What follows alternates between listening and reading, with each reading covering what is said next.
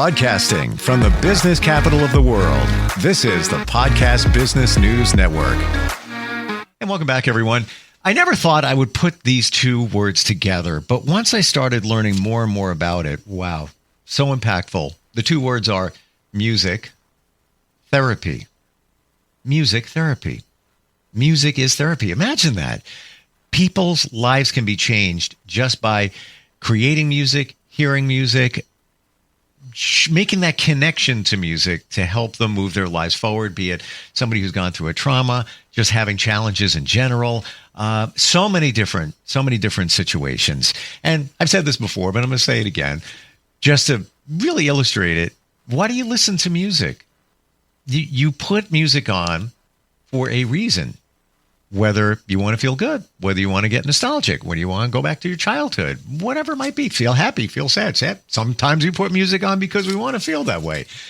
Well, it works that way too in therapy. And we're going to talk with somebody that helps people with this all the time. She is a board certified music therapist for many, many decades. She is the woman behind Back Mountain Music Therapy. And great to have her back here. Antoinette Morrison is on the program. How you doing today? Good. I don't know if I should thank you or not for the many, many decades. Go with that. Yeah, because I don't know anybody that can say that. And it's so funny. It's true. Here's the thing. I was in the car last night with someone, and I do this thing because I love music, and I've been a DJ for many, many decades, and I know every song. I just do, like even the deeper tracks, whatever. So I'd be sitting in the car and I'll go through different songs, and I'm just curious if a friend has even heard of these songs, whether they were hits or not. So we're going through, and we came across a couple of songs that were from, late 90s. And they said, you realize that song is 20 something years old? I'm like, oh my gosh, like it doesn't even seem that these songs are that old. But then even when you think of some songs that we all like, okay, here's one. I know we're digressing, but it's all about music. Sure. Like a song like Leonard Skinner, What's Your Name? All right. That song is from 1974. Or Journey, Don't Stop Believing. I mean, that is a quintessential feel-good, even a party song. You could be at a bar or restaurant, and there's a cover band, and they play that song, and people, doesn't matter how old you are, everybody's like, yeah, great song, great song. It's been remixed. It's been covered by other artists. That song is from 1980.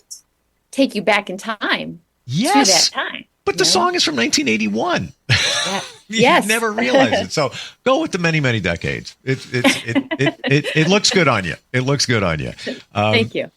Can you, Antoinette, take us through the journey of working with somebody from the beginning to, I don't want to say the end, but where you left off or where they are at this point in their musical therapy journey? Sure. I was thinking of taking someone that was very basic. And what I mean by that is at the very beginning, that got stuck at the very beginning of development. So I had a little girl that came to me just after shutdown when things were opening, but it was difficult to get services. So my place was very small, so I could see people a little easier. And this little girl was, I think 3 or 4 when I got her. She was on the autism spectrum. Oh, she must have been a little older because I do remember she had a brain surgery at 3. So she must have been at least 4. And she came in and didn't do anything but scream and bang her head violently with her hands and bang her head on the floor. So you could not get her attention. She was more consumed by how poorly her body felt. And of course, since she'd had the brain surgery, that head banging was a very, very scary thing. So I mentioned to you about following the client's lead. So I improvised a tune. And I do remember I got her attention in the tune. I can't remember exactly how at the very beginning. But when that head banging was really bad, she was looking for vibration. And I can't remember how I figured that out. I remember she was on the floor and we got the guitar out and she ended up putting her hands on the strings of the guitar, feeling the guitar. and I got her attention. We were using the same song that we'd used at the piano, but I got her attention. I don't know if the vibrations felt good, if they overrode the pain, or if Wow. it was just something else she felt. I don't know that for sure. But she was about, I guess she must have been about 4, nonverbal, didn't pay attention to anything. So our first real goal was like kind of to get her attention. And then after we were able to get her attention, asking her to reach out. Because what I'm looking for is what we call circles of communication. I do something and she responds. Even if it's just a facial, a facial glance, a facial affect, a sound, anything, a response to that. And the more circles of response, I do something, she responds, I do something, she responds, the more intentional, the more aware she becomes. Wow. And so she really began her development at 4 because she really wasn't even attending to anything outside of that pain or whatever the discomfort was that she had. And there were Hmm. days when she would come in and it would be worse, and that's how we would kind of get her attention. And on the days that it wasn't as bad, we could kind of transfer that, and I wouldn't have to be right there in front of her. And we could start circles with her coming towards me. Wow. How did you identify that it was vibration that she was looking for? Um, I guess I remember she got down on the floor and she's banging her head, and Mm. of course I want to keep her from hurting her head. So I came over there, and I had done this before with a big frame drum with another child where I just banged on it really hard just to see if and I have gotten responses. And she started to notice, she started to put her hand on my guitar and then really wanted that guitar. She wasn't really listening to it at that point, but she kept putting her hand on the strings to feel the guitar. And that's where I think it started. And then as she responded, I think there was a little bit more integration of her sensory system because she started listening and looking at me, listening to what was happening. And then I guess the evidence of that was that I was able to leave her and go to the piano, and she recognized that tune. She was now, I think before that, she was just, her brain was filtering out any of the sounds because they weren't relevant to that pain that was all consuming. Wow. So that's kind of where we got started with that child, right at the very beginning of development. Amazing. Do you believe that she had full ability to hear clear and verbally, challenges there based on her age and everything that she went through with the surgery? And why do you think it was the vibration that vibrated within her, made a mark in her? Why do you think that happened? Um, my was I can't remember. I've had lots of kids that are not, their auditory processing isn't happening at the same rate as their visual processing. So, in other words, their hearing is fine. I can't remember if her hearing was checked, but I've had lots of kids. The hearing is checked, but the processing, the brain taking in the information, making sense of it, and responding is not happening for some reason. It's not taking it in as fast as it's taking in visual information. And when that happens, I see here a lot of kids that development slows up because their system of taking information in from the outside world is not like it is for you and me. So, things, ours are even, my brain is filtering out the fan going on in the next room. I'm not noticing that.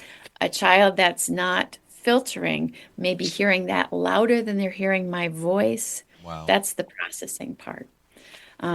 What was this? There was a second part to that question, and I'm sorry, I forgot. Knowing about the vibration getting in, but that I think you pretty much explained it there. And Okay. so to your point, I was at a restaurant last night, having dinner with a friend, and it wasn't that crowded in the beginning, but very quickly, it was like 6 p.m.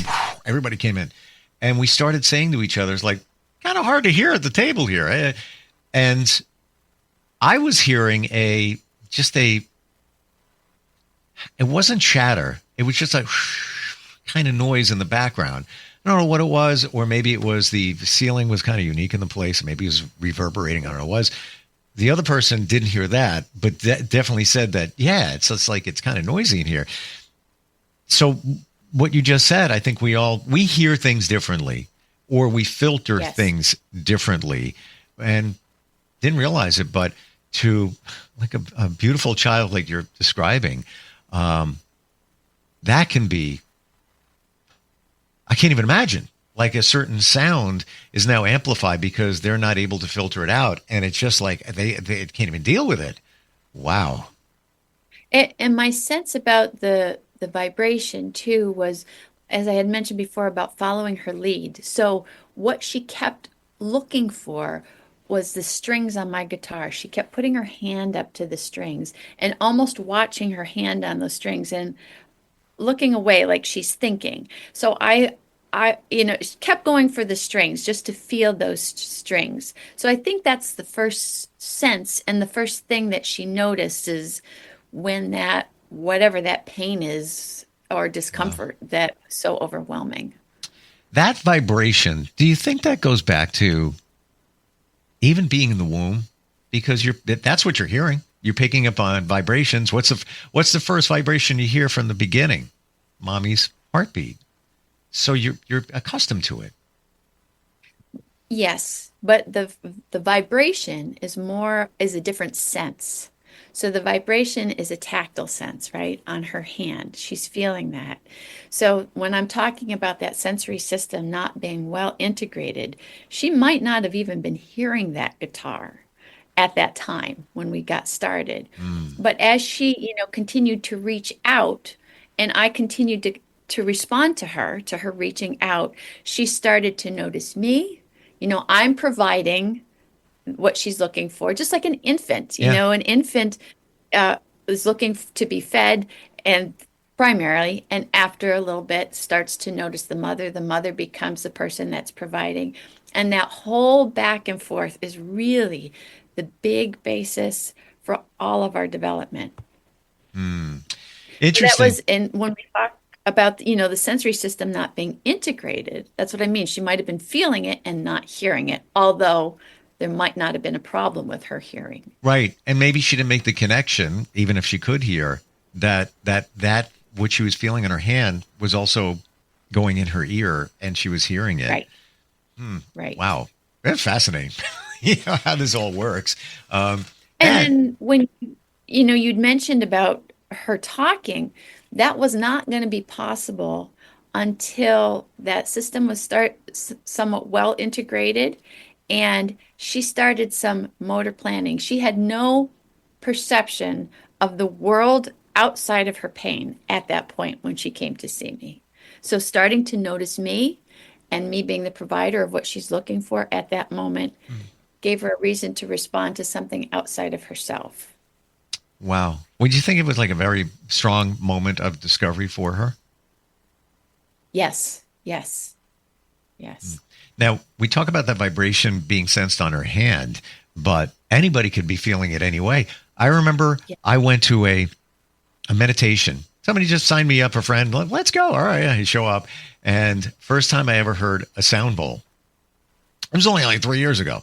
And they started this meditation. And it was I don't know if I shared this with you. It was a cacao ceremony where they give you pure chocolate from the rainforest. And it's supposed to have Oh, euphoric properties and just opens up your senses. Doesn't do anything else.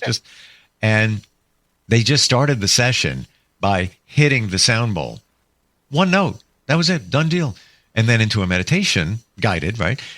When I heard that sound bowl, it blew me away. It was like a hurricane hitting me in the face. It was like, oh, That's why. That's why that thing is powerful. That's why, I've heard a bowl before, but not being in the presence of it.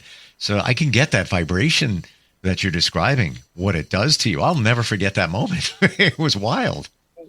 Right. Yeah. Yeah. The vibration just And different. makes a difference in just what you feel. And maybe it was the frequency. How did things progress with this child? Did you different instruments? I know you talked about a guitar at that one point. How did things move forward from that situation? We continue. We would use the guitar on what I'm going to call her bad days when she came in like that, because that was the best source that was the most direct source for her and of vibration and not being overwhelmed by sound. As we continue to move forward, I used the guitar a lot less. I went to the piano a lot more, and she could join me there and started reaching out for other things that interested her. So when I talk about circles of communication, again, that back and forth response. So as we moved and we could move through space, I didn't have to be right next to her. She still was aware of me, across the room at the piano. And of course, now this little song that we have developed, whether it's on the guitar or piano, is familiar. And that's kind of paired with me. And so then she can move across the room and notice me and be aware of me and start to ask for what she wants, not with words, but by reaching or by smiling or giggling. Was that song your secret weapon? Like, was that you go to when things were challenging with her? That was the song which developed all of what we did with her. So I always refer to their song as like their theme song, like an auditory playroom. In a playroom, you know where all four walls are, right? You know where your toys are. You know where everything starts and stops. So in that tune, that's kind of her auditory familiar playroom. And then we bring in new toys one at a time, or new little nuances in the music in the response to further development. So we don't want to rip out the carpet from underneath her and give her something brand new. We want to kind of work with what she's got.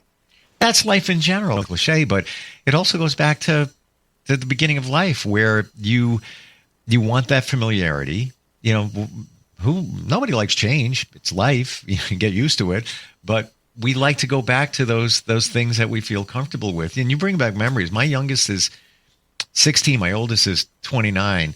And my oldest, it's funny how certain things make a mark. And back then, Barney was big, the big purple dinosaur. And she would watch it every day in her little plaything, and she'd be hanging out. She could have been, maybe 1.5, 2. And every time the I Love You song came on at the end of the episode, she would know that that's the end of the episode and start crying. And I'm like, oh, no. And I'm like reaching to shut it off or go back to the beginning of an episode, because it's a different type of song. But there are like audible cues, like it's like almost programming within us that we hold those kind of things. And sometimes recognizing for some of these kids that have processing problems, now that you mentioned goodbye, recognizing, okay, it's time to go, is a process. It takes time to recognize that song. We have a goodbye song that we use. Recognize that song, get themselves ready to go, because sometimes leaving is overwhelming. I don't want to go. Absolutely. And we have to take our time, getting ready, getting there. Boy, you're so plugged into this. It's really, really amazing. Like even enjoy doing it. Yes. Well, there you go, with many, many decades.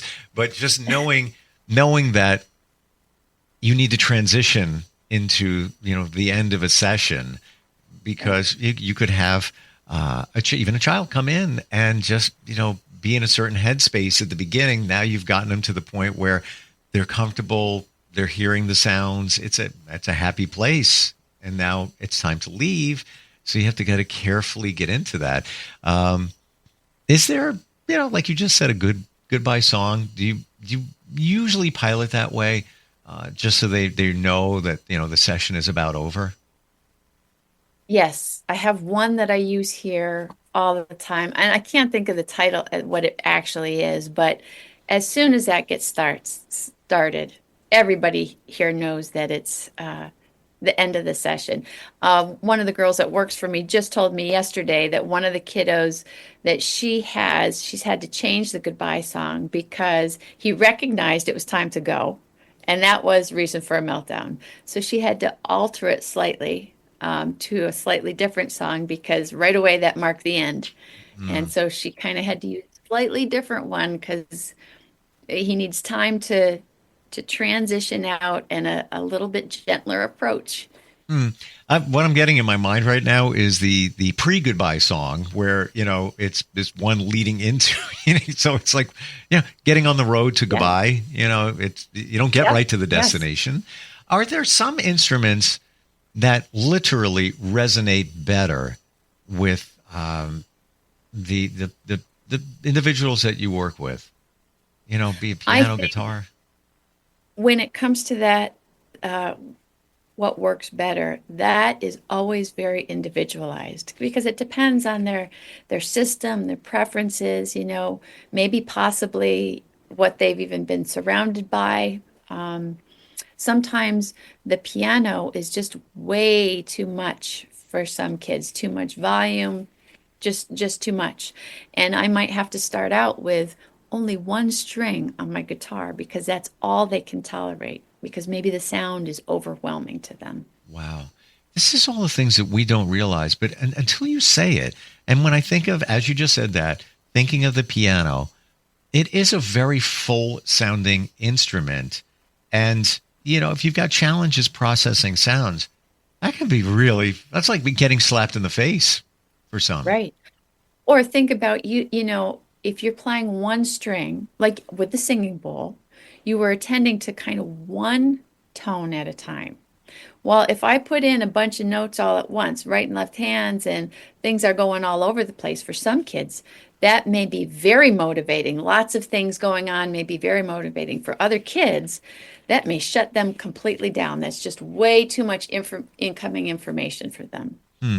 It's so interesting when we start thinking about this and apply it to our own lives that I find myself, there are some times where I want to just listen to an acoustic song, guitar, person singing.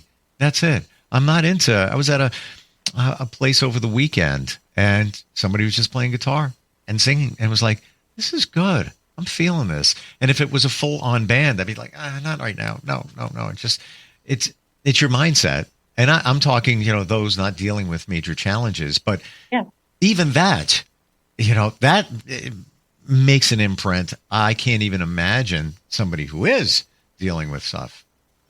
Wow. Oh, even for myself, when you were talking about being in a crowd of people, I noticed after shutdown, when I went in a crowd of people, I was having difficulty hearing the person in front of me, and that was never a thing before shutdown. But I had just gotten used to, the one or two people in my home. My Gotcha. brain had gotten used to a lot less going on. Yeah. Yeah. And we're using us as examples to illustrate somebody else how impactful, how amped up, things are and how they interpret sounds. But it's wonderful how you can help many, especially children, find comfort in music. It really is amazing.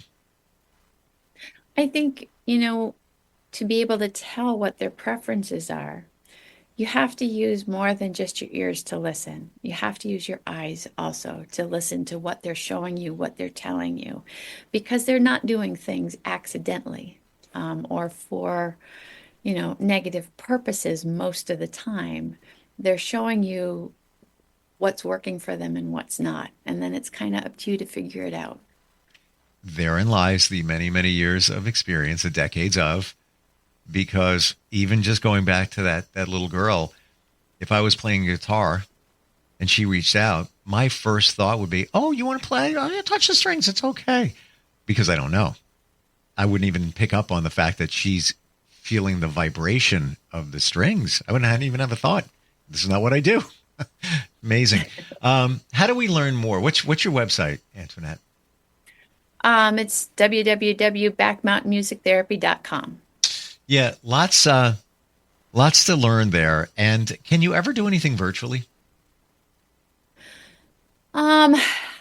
I can do some here in our clinic with people that we already know. If there's a issue, we might have sessions online, if, like snow or illness. Most of the time, though, here in our clinic, I try to do things in person. It's possible to do some virtually. I guess it would, again, my answer is always going to be, it depends on the person. It depends on the situation. Gotcha. Thank you so much for bringing light to music therapy and how wonderful and impactful it is. So many of us, myself included, until I started digging into this, don't realize what's going on there. But as I see this more and more, music is our life. They say food is life. I think music is just as important for helping us navigate, our mental situation. We listen to music for a reason. Why do you put anything on? Otherwise, it would be silence 24/7, aside from voices. It's just wonderful how it can work. Thank you so much for being here today. Thank you for having me, Steve. Appreciate it. We'll be right back.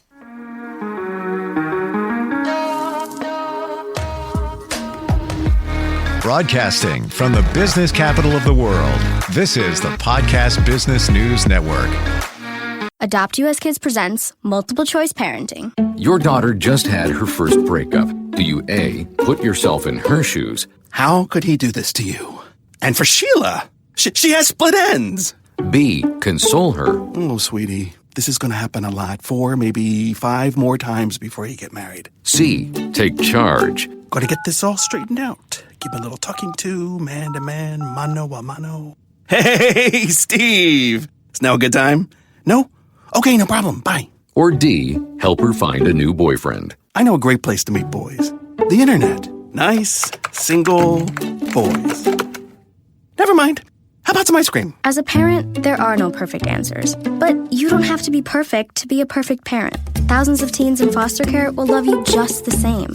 For more information on how you can adopt, visit adoptuskids.org. A public service announcement from the U.S. Department of Health and Human Services, Adopt U.S. Kids, and the Ad Council.